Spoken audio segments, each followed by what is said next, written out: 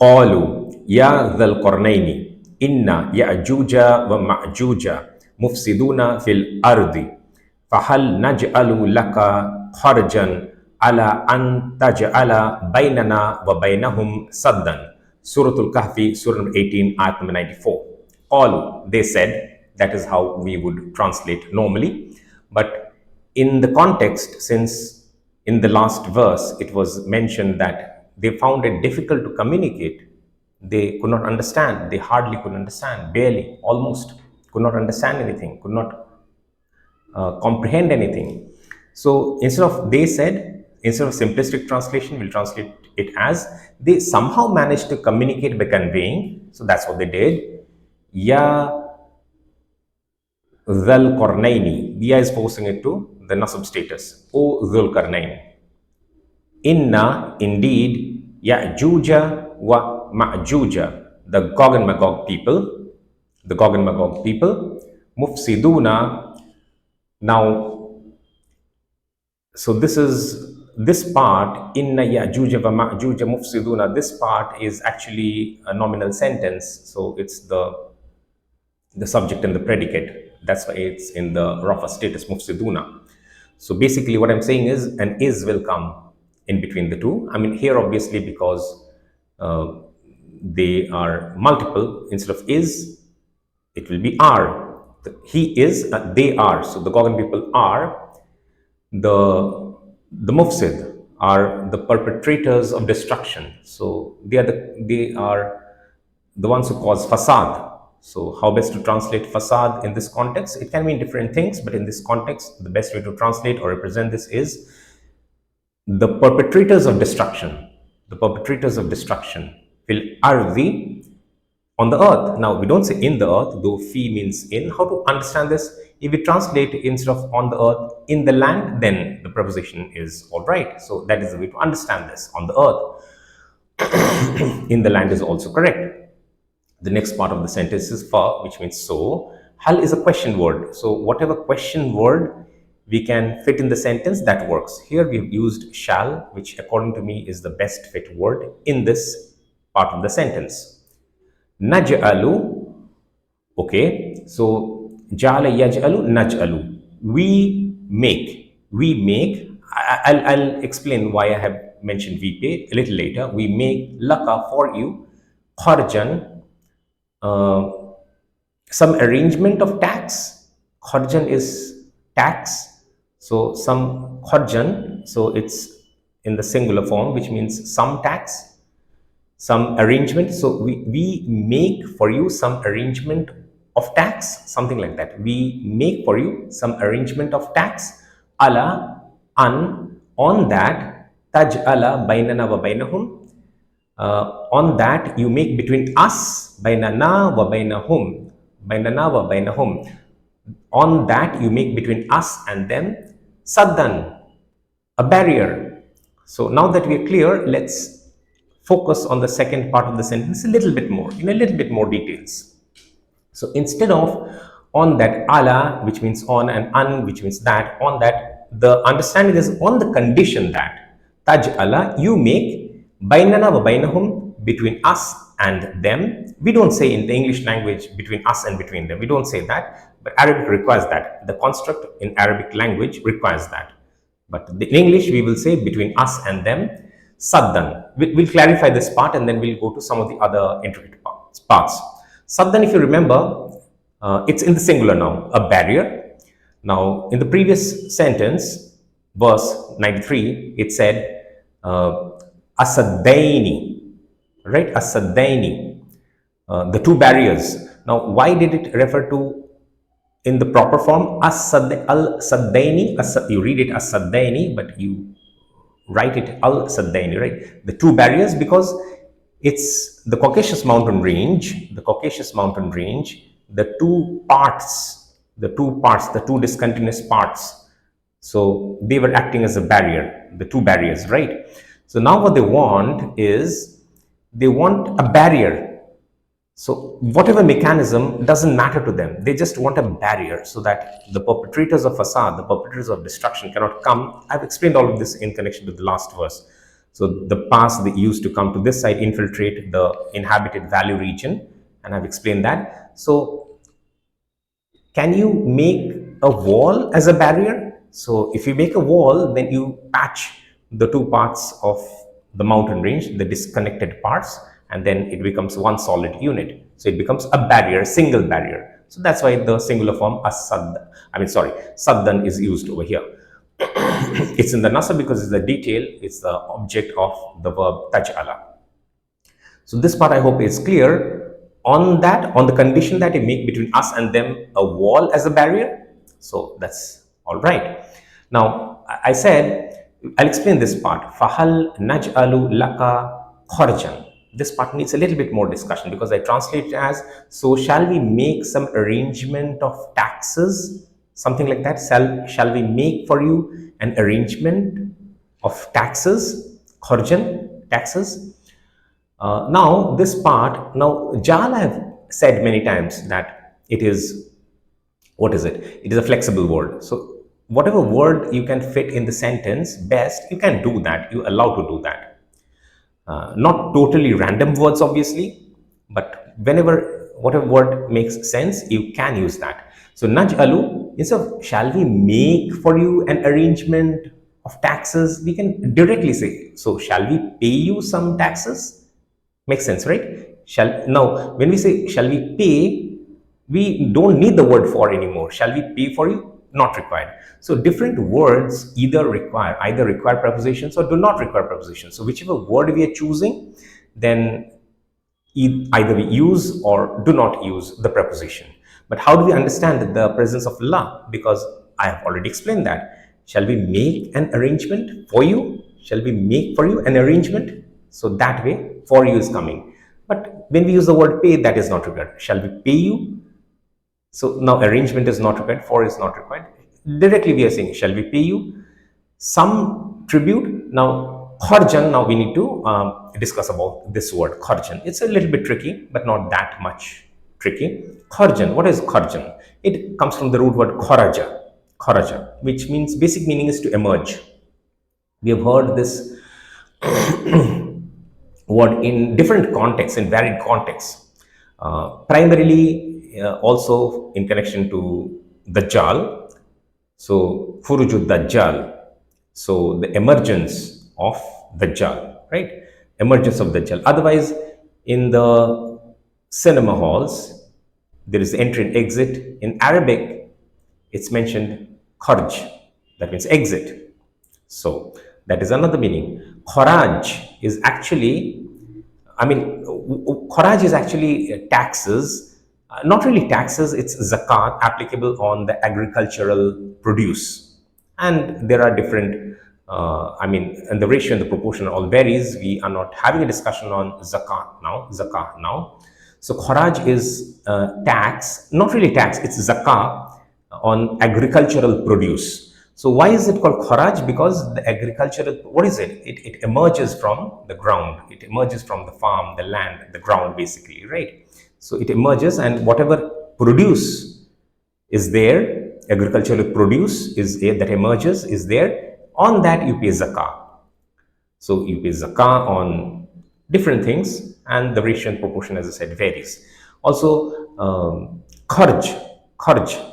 Now, when we are talking about zakah, then why we say it's not really taxes? Because zakah is zakah, it's not really taxes. Taxes, basically, in the modern context, it is taken away, snatched away from you, tax deducted as source, your income, they levy income taxes. You're earning, so they take tax away from you. It's sort of, what should I say? It's oppressive. You're earning, they're taking away tax from you. And zakah is on the savings. So if you are not have enough if you don't have enough savings, that essentially means that you are not paying zakah. And what is the wisdom behind it? You are not accumulating wealth. You're just that wealth gets redistributed in society. You're spending whether on your needs or your luxury, doesn't matter. It's getting redistributed in the society. So the savings, zakah is applicable on savings, and zakah is much less, 1/40. So that translates in today's terminology to 2.5%. They are taking around 30, 40, 50% tax even at the income itself.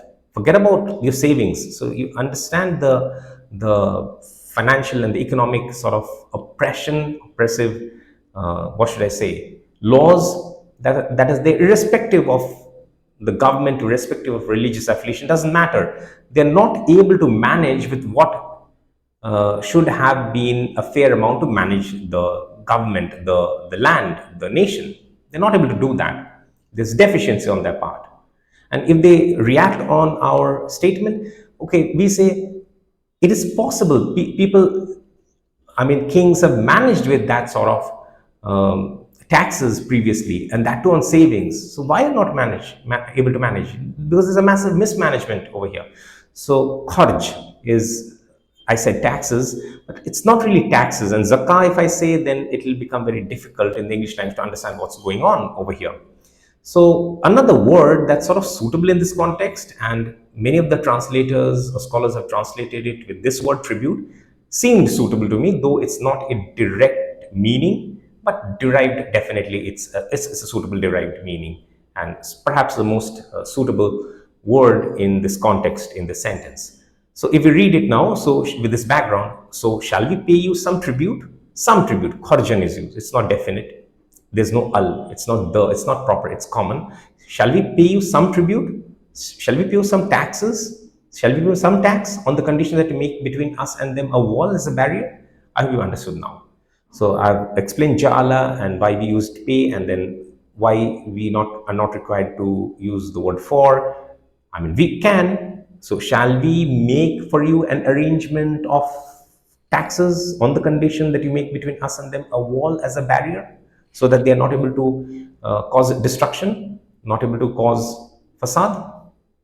Fil ard mufsiduna fil ard, they are the perpetrators, they are the doers, they are the ones who do, the doer, the one who does, and it's in plural. So with this background, many things are clear.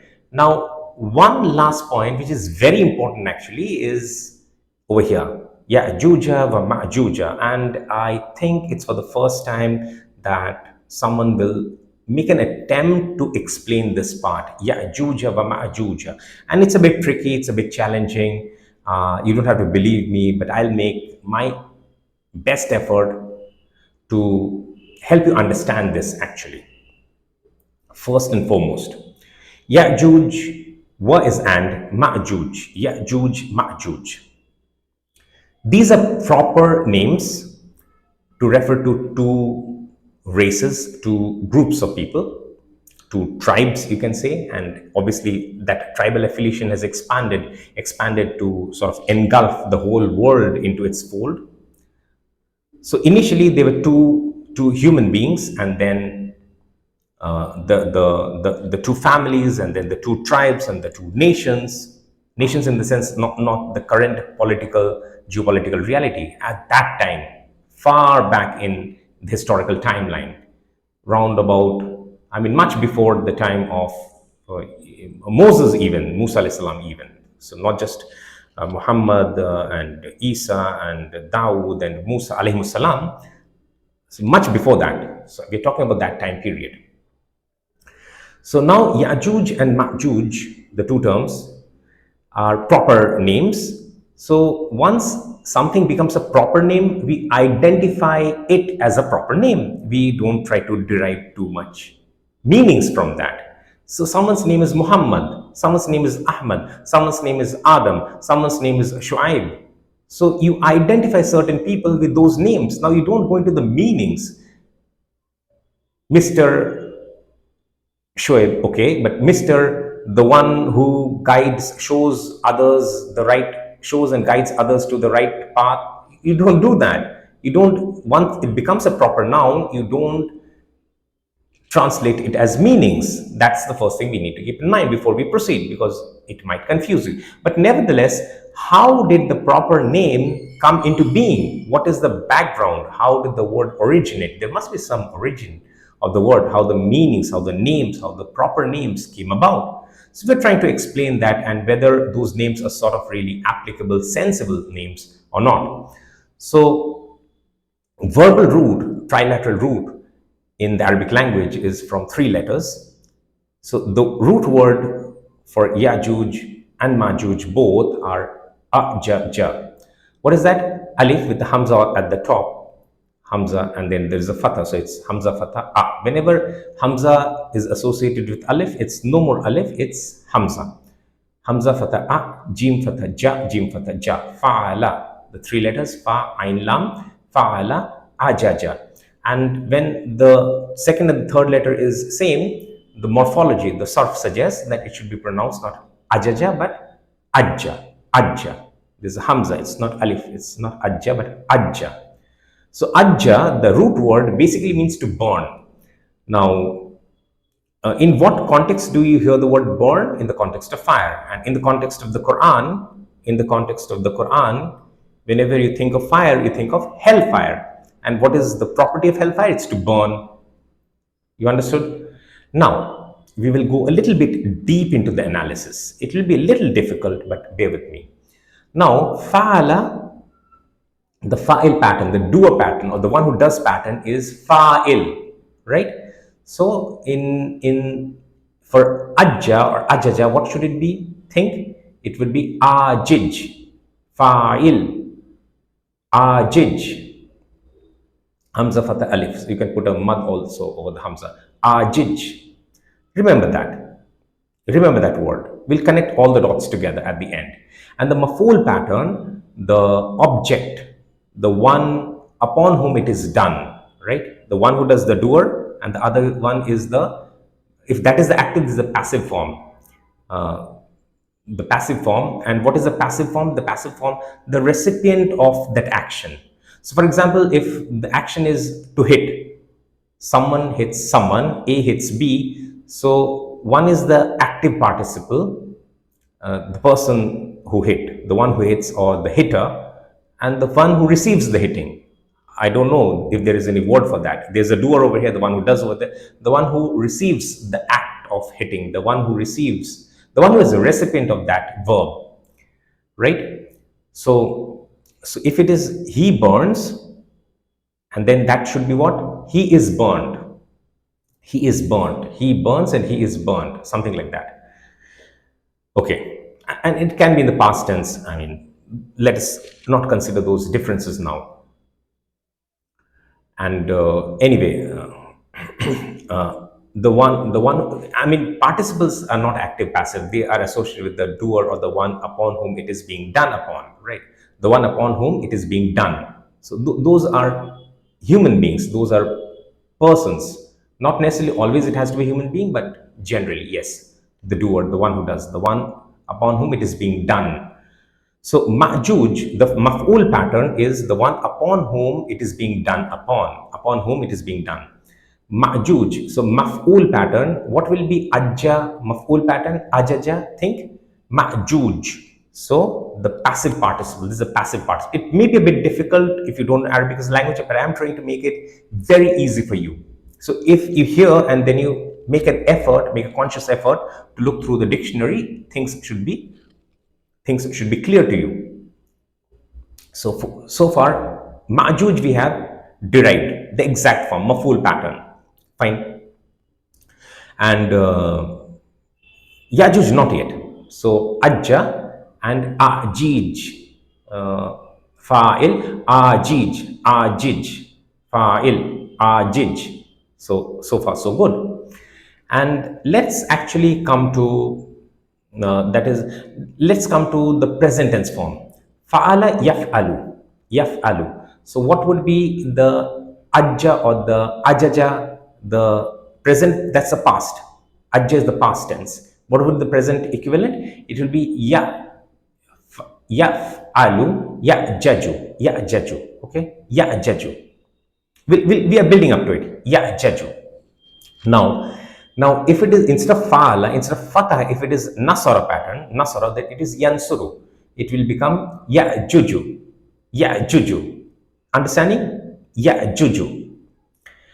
And many times it so happens that it's smoothened out in the Arabic language. It's smoothened out, the pronunciation. So those are tajweed rules, not grammatical rules per se, not nahu rules per se. So if that smoothing out is happening, then it will become Ya'juju. And what is Ya'juja doing? The name is actually Ya'juju. It's not Ya'juja. Ya'juja because inna. Inna is forcing it to be in the nasab status. Okay, indeed, that word is forcing it in nasab. So we have actually, navigated our way through the term Ya'juj as well. Ya'juj is in the present future tense. In the present tense, perennially, when the word present tense comes to our mind, what connotation comes about? Perennially, not perennially, it's happening in front of us. Present, they are continuously at that point of time engaged. So at this moment, at this point of it, in the present time, present tense, in the present times, the act is being manifest. So he burns, or he is burning. He burns, he is burning. What? Burning is basically equivalent in the metaphorical sense to destruction. Just as fire destroys, unwanted fire destroys, controlled fire is good for the human progress of the human civilization, but the wildfires in the bushes or whatever, in any place, the wildfires, whether it's in the Australian bushes or the Amazon rainforest or wherever, it spreads like wildfire. There's a proverb also, it spreads like a wildfire.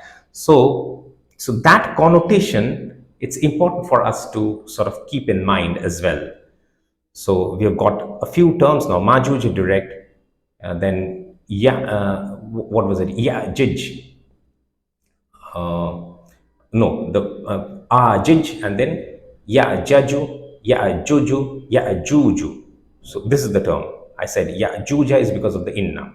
So another term is it's interesting. So okay, so the active the active form in the present indicates that at this point of time they are being engaged. Ya'juj, the present. At the present moment, they are causing the fasad. Majuj is the passive form, passive participle. And because of the perpetration of fasad, not just they're destroying others, they're also engulfed in that destruction. If, let's say, I'm causing global warming, so that global warming will not just impact others, it will impact me also. I'm just giving an example. It's little off the track, but I'm just trying to give you an example. They will be impacted as well. So they are destroying and they will be destroyed in the hellfire, even in the world. Now, another point, another point is that sometimes it so happens that, for example, the command form, the command verb, what we call the imperative form, imperative verb, it's if'al. So it's if'al, fa'ala, if'al. What will it be? Judge. But not always. Judge, not always. So, for example, qawala. It's not equal, it's kul. Say. So that's a command verb. Say. Kul. So it's dropped. Sometimes it's dropped. So if it is dropped, then what does that command verb form become? It's juj. Kul. Qawala kul. So it becomes juj, right? Qawala kul. It's a equal, it becomes, what does it become? Kul. But think again, even if I drop the alif at the beginning, equal, if I remove, I cannot make the qaf pronunciable. So that qaf, waw, lam is what remains. So how to smoothen that? Cool. But we don't say cool, we say kul. But how would that translate to this part? It will become juj. And you would say that, okay, the waw is in between over there. So why we're not using hamza and jim instead of jim and jim? You're right. I'm not trying to technically prove anything. We cannot technically prove anything over here, but I'm trying to give you connections which are very deep rooted, and the possible way, just like language evolves and words evolve, and finally it assumes a shape. And when it assumes a shape and sometimes it becomes a name, it becomes a proper name. It becomes that. At that time, we do not trace it to the meaning, but we're trying to see how it actually evolved in the first place, developed in the first place. That connection we're trying to make. And it's definitely related to the word ajja. There's no denying that. This is anyone who understands basic Arabic language, they know that, they understand that. It's not I'm trying to manufacture something new out of thin air, no. So the waw was dropped because it was a weak letter. So the alif is being dropped. I know it's a hamza, alif is a chair, but it is being dropped because it is a weak letter. If that correlation is made, it becomes juj. But the waw, if it is present as an elongation, then it can be present, right? So alif with the hamza, ik, wal. So alif with the hamza, with the kasra now, because it becomes, fa'ala becomes if'al, ik, wal, the qaf, wa, la, waw, lam. Since waw is in the middle, the best way to connect it is through a dhamma over the qaf, I mean, cool. So that same pattern, juj, cool, juj, and kul, juj, but then we can maintain that, juj. So juj and then juj. Now, there's one last point. So that will become the command. Command, why this command?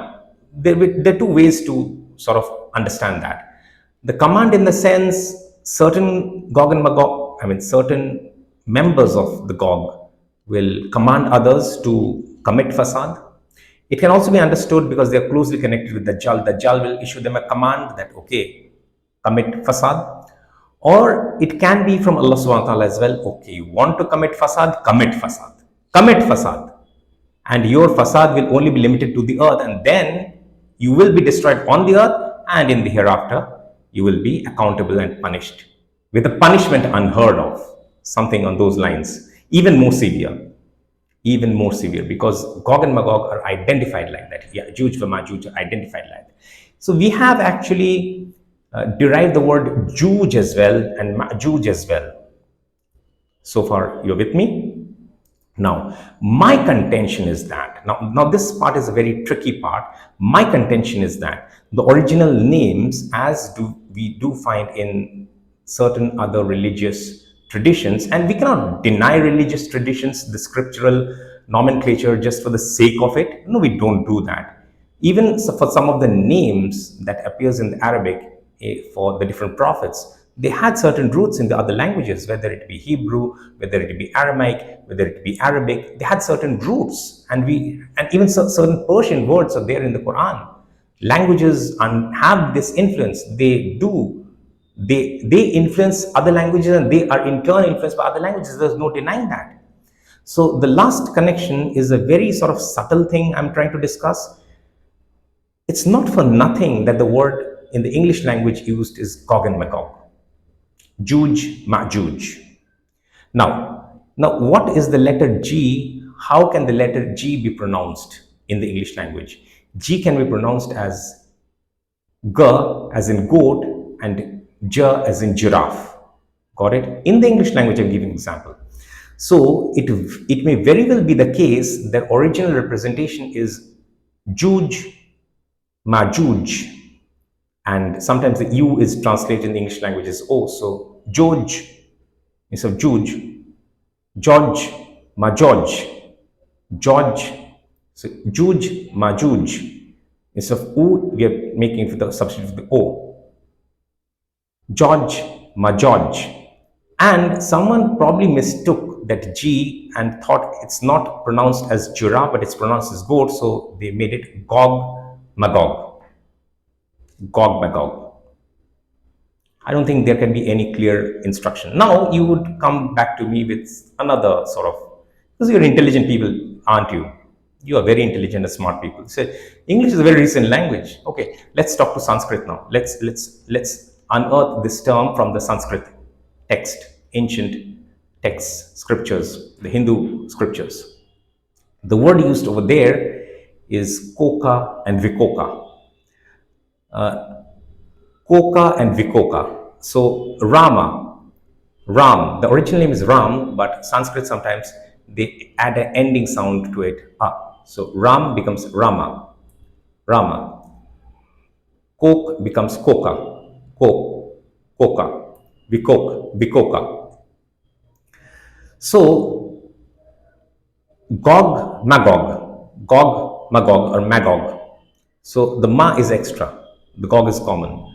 So coca, bicoca, the V is extra. The extra is a prefix. The main part is the coca or the coke. Now, another interesting thing is Arabic does not have gaf. Kaf and gaf are close as far as makraj. Makraj, another term, makraj. Why the pronunciation or enunciation is called makraj in the Arabic? I mean, I had no intention to discuss this word today. Makraj, we call it makraj because that is what emerges or comes out as a sound from your throat and different parts of this part. Anyway, that's a sidetrack. So what I'm saying is coke, bicoke, coke, bicoke, coke, V plus coke, gog, ma plus gog. You can pronounce it as magog because anglicized it. Okay, just as it's anglicized from j to g. Now, Arabic does not have gaf; it has kaf. So coca, bicoca. It could not have been in the Arabic language. Goga, bigoga. It could not have been. Coca, bicoca is possible. That could be influenced from Arabic to Sanskrit. It's possible. Gaf is not possible. And gaf, as I said, in the English language, it's probably not the correct pronunciation either. Not the correct initial pronunciation at all. It was George, Majorge, Gog, Magog. Gog, Magog evolved later. So many connections you see. So, okay, my contention now. My contention is that the groups are actually Juju, because Juju, right? Not Juja. I've explained that. Just as Rama, Juju, not Juja in Arabic. It's the default sound ending is U. It's a Dhamma, like Allah. Allah is Allah, but the default sound, if we have to pronounce it, is Allahu. Not Allaha or Allahi. Allaha or Allahi is because of certain factors, because of the presence of certain words before it, because it is forcing the word Allah to become Allaha or Allahi. So the default sound in Arabic is U. The default sound in Sanskrit is A. So coca. So it's coke, bicoke. My contention. In the Quran, how many times have we encountered the word ya? In fact, the word ya is over here as well. Ya dhal qarnayn. Right? Otherwise, it's ya dhul qarnayni. Right? So,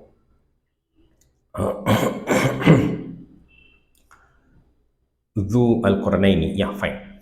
So, ya Adamu, ya dhul qarnayn, ya Muhammad, ya Ahmad, ya Isa, ya Daud, ya Musa, Ya Ibrahim, Ya Juj wa Majuj. Correct? Ya Juj wa Majuj. Majuj. That's a maf'ul pattern. So Majuj, because of the maf'ul pattern, it becomes Majuj. And for smoothing it out in other languages, they have made it Majuj. And if we don't know, we do pronounce it like that, Majuj. No harm done. I'm trying to give you the connection. Difficult, because so many interrelations are there. So the terms, according to me, originally are Juju, Ma'juju, not Ya'juju, Ma'juju. No. Those connections are also established. Later, Ya is addressing both Ya Musa wa Harun. Ya Musa wa Harun. You don't say Ya Musa is the name and Harun is the name. No, you don't do that. So my contention is that Ya is what was being, it was used to address the Gog and Magog people. Ya Juj wa Majuj.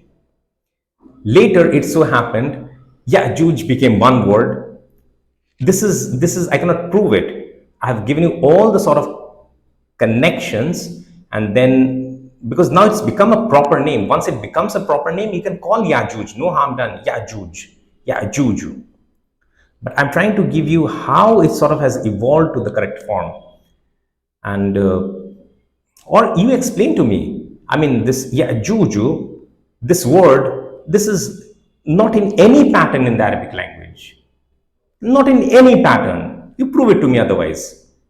If you are smart, and you are smart, you are intelligent, you are smart, you are the know-all, right? So you explain it to me. Which pattern does it follow? Again, I'm saying, if you counter question me that I'm trying to be over smart, I'm not trying to be over smart. I'm trying to show you the links and the linkages and the possible evolution of language. I'm not claiming. So now it's a proper name. It's a proper noun. We don't tamper that much with it. For example, if the word Muhammad is present in the Bible as Muhammadim, now im is sort of as a mark of respect. So Muhammadim, roughly translated, will become respected Muhammad, something like that. You don't translate respected altogether lovely, or you remove the respected part and say altogether lovely. You don't do that. You lose. When you translate proper names with meanings, you lose the person who is being referred to in the verse of the Bible, or otherwise.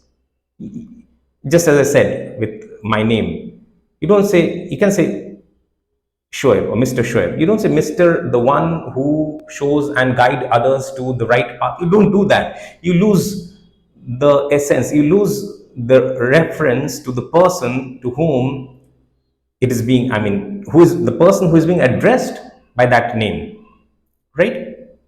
So that is my contention. Originally it's Juj, and we have evidences from the biblical and the Hindu scriptures.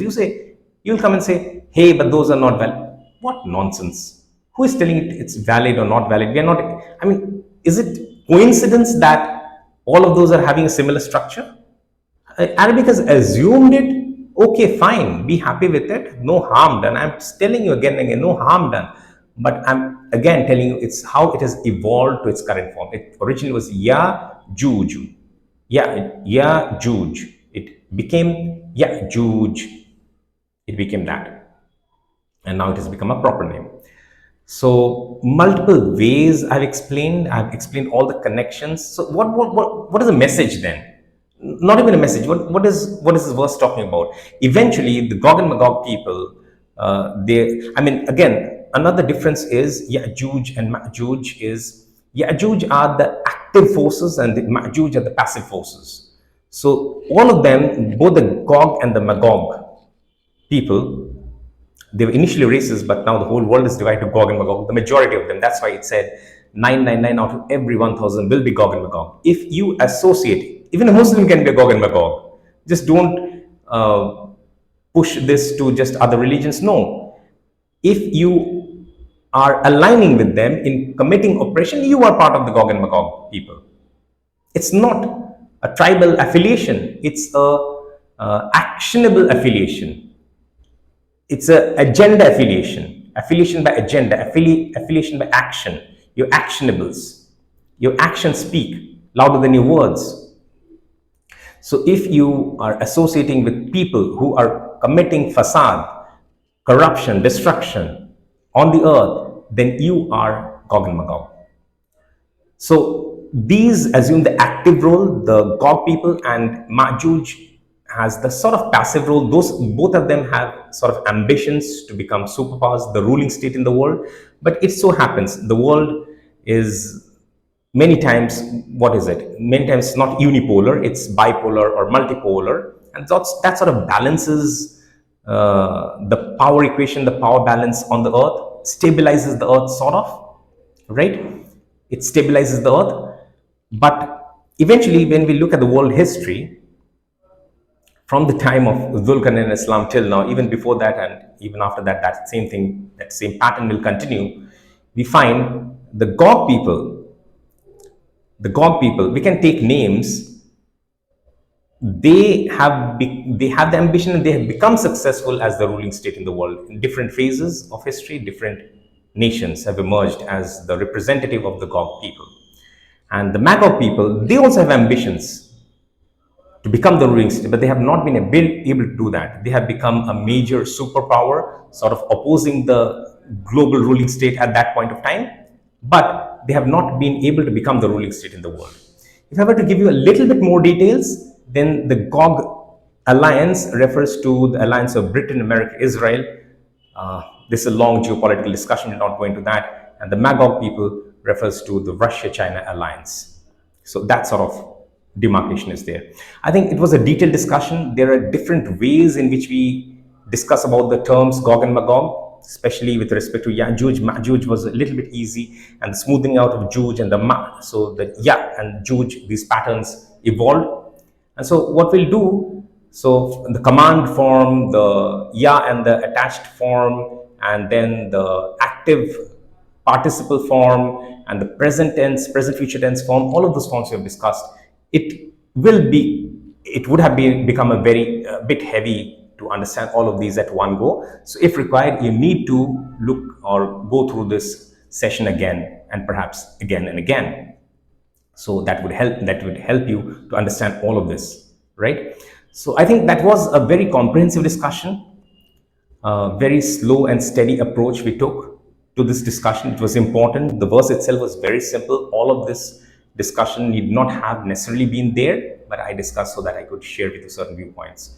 If you have some questions about the geopolitical reality, that's the subject matter of another discussion. That's not a small topic.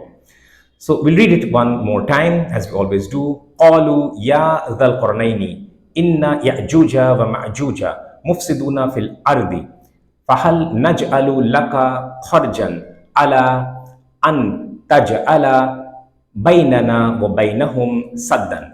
They somehow managed to communicate by conveying, O Dhul-Qarnayn, indeed the Gog and Magog people are the perpetrators of destruction on the earth. So shall we pay you some tribute on the condition that you make between us and them a wall as a barrier?